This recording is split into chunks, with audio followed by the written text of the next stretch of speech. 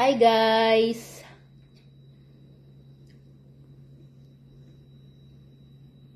Ito ang aking pagkain ngayong araw. Tingnan nyo po. Yan. Ito parang cinnamon mga kainday. Oh. Yan. 2 piraso binigay ni nanay. Yan. 2 piraso din ito. Yan. Ganyan. Tapos 2 pirasong sambusa. Ayan. Cinnamon. Tapos ito yung para din siyang lola mga kainday. Tapos ito vegetables na lola. Sambusa. Tapos may 1 pirasong saging.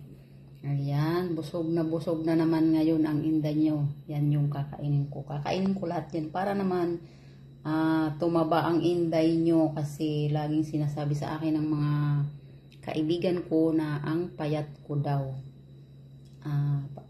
Akala nila hindi ako kumakain. Kumakain po ako pero ganito lang talaga yung katawan ko, hindi ako lumalaki. Hindi nalalaki. So yan lang po mga kainday. Maraming salamat po.